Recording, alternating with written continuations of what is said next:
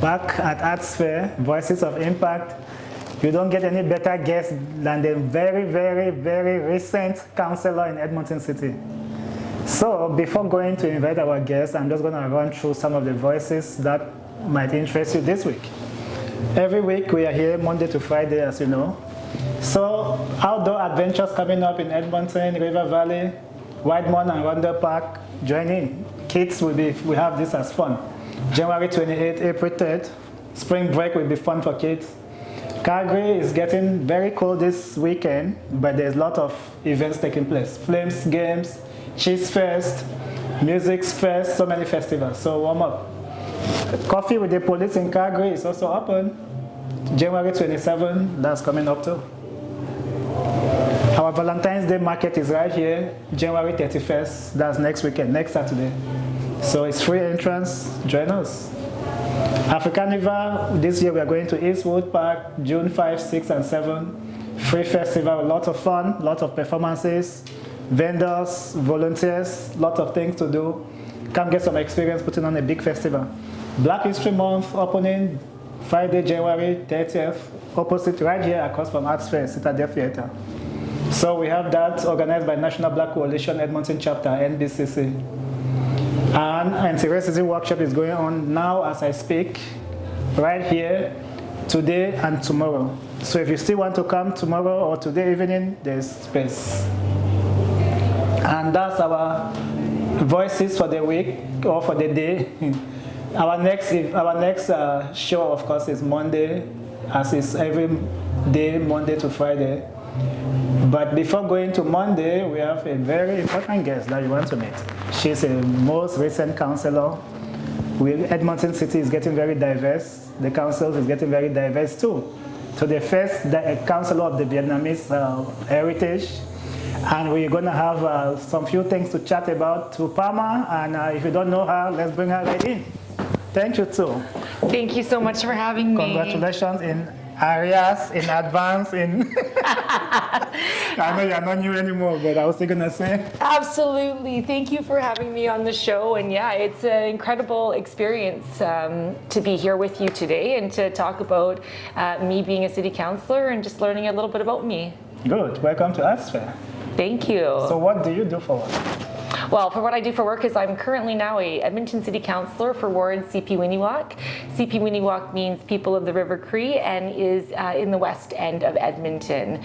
So I tell the students in school that I help build playgrounds, I help make Edmonton safe for everybody to be here, I make people feel included, we help build the roads, we help clear the snow, and we just make sure that Edmonton is the best city to live, work, and play. Yes, I believe so too, and I really like Edmonton. And since we like Edmonton a lot, how was 2025 for you, and 2026, what's coming up? Well, 2025, I spent most of my time campaigning. So early in 2025, and it feels just like yesterday, I submitted my nomination papers to run. I wanted to make sure that Edmonton had a leader who talked about how amazing Edmonton is, talked about the positives of Edmonton, and really brought the people together, people, governments, all the stakeholders together. And so I built a team, and we spent most of the time, about 5 months, door knocking in all of the neighborhoods. So there's about 33 communities, and we knocked on about 37,000 doors to hear from people about what they wanted to see in a government, what did they expect, and what were the things that we could look at changing to improve on. And because of course everything can be improved some way or the other. And so I spent most of the time door knocking, meeting people, writing policy, and just bringing people together. And that has helped me work almost faster, to build trust in the community, because I did that pre-work to get into city councillor, to be a city councillor. And today you're here. Yeah, in 2026, today I'm here, and we're almost going to be in February of 2026, and they always say time flies when you're having fun, so I am having a great time. I'm having a great time. There are 4 of us that are new on council and 9 returning. The energy is great. I feel like we're we're coming from a different time. The council of last 4 years came in when there was an emergency. And so they really didn't get an opportunity, I find, to even like leave that emergency situation. And this year we're learning together, we're doing orientations together, we're showing up together, and there is a great energy and vibe on City Council right now. And I hope that that comes through when people start seeing us out together and us working well together. So this month, February coming, it's a very busy cultural month. Yeah. I call it the cultural climax of our calendar, Diversity Magazine, because it's when we talk a lot about Black History Month, and it's also when we talk a lot about Lunar New Year. Yes. So what does Lunar New Year mean to you, for those who don't know much about Lunar New Year? Yeah, Lunar New Year is, you know, one of the most exciting times in my life. And I remember, you know, even being younger as a kid growing up in Edmonton. I came to Edmonton when I was only 1 month old. And so the first thing we did was join our community, our Vietnamese community and culture, and celebrated Vietnamese New Year, which is, you know, lands in February. Such an important month for Black History Month and Lunar New Year. And it's exciting to me because I have a family, I have a family here that used to be very small when we came to Edmonton, and over the past years it's actually grown to about 82 people. So we get together and we have a Vietnamese New Year, we celebrate, we give wishes to everybody, we give blessings, and then we just have a great time together. It's just a celebration. And that community piece in my house, in my home, actually extends all the way to all in Edmonton, where we've got Chinatown having events, we've got all different cultural groups having events, and so to me it really activates the city in February. So for those who don't know, Thu won her election after a recount. Yes. So being here is very, very inspiring, especially for those who are looking at being part of the city's leadership. And I will still take that opportunity to ask you, what do you enjoy at City Hall? What's the one thing you like, and what's the one thing you are not so fond of? Yeah, well, let's talk about just showing up. And so I often say you can't be what you can't see. So if you can't see people of color or diverse or people of different opinions when you're looking at your city councillor or your leaders everywhere, it's hard to feel like you belong. And so being the first Vietnamese city councillor has been an incredible conversations with my community, and one of my favorite things about City Hall is the youth. So every day there is typically a City Hall school or the youth coming in to learn about City Hall, learning about municipal government, which is so important because almost 80% of things that touch you are from municipal governments. So the roads, you know, the lights, the playgrounds, all of that is municipal government. And so we had a class in City Hall just last month, and the mayor and I were talking to them. And when we were taking a picture, one of the students like kind of rustled her way to come to me, and she says, are you Vietnamese? And I said, yes. She says, can you speak Vietnamese? And I said, yes. And she started speaking to me in Vietnamese. And it's those moments that remind me of why I'm doing the things that I'm doing. So that's my favorite part. My least favorite part, I don't know if there's any least favorite part, but the learning to be a city councillor, there's no manual.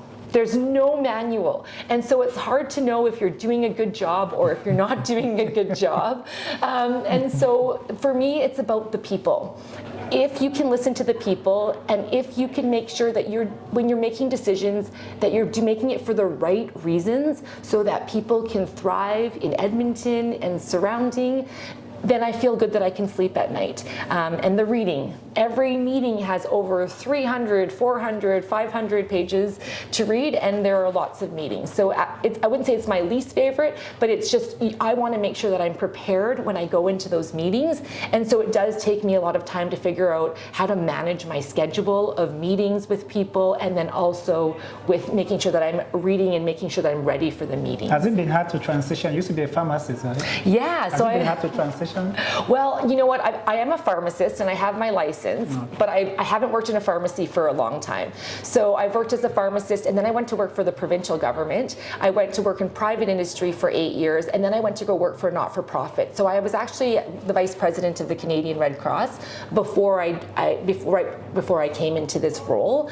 And in terms of transition, you know, at the Red Cross, our mission is to help people, you know, especially in emergencies, and help people be resilient for emergencies. And so in that role, I actually got to work a lot with the city of Edmonton to be able to understand how the city works and how we help people together. And so I have a great glimpse of the city. Plus, I've been in government relations for about 20 years now. Is that what got you to run, or you wanted to run before? Yeah, you know, for me, I had been advocating and I had been advising governments, all levels of government, you know, from municipal to federal to Indigenous governments, for 20 years. And I just decided I wanted to be the decision maker because I felt like I had the vision, and I felt like I had the experience to get things done. You know, in my own community, I helped build a spray park, a skating rink, and a 4,000 square foot community building for us to gather. And I thought, if we could do this in one community, could we not do that in all communities?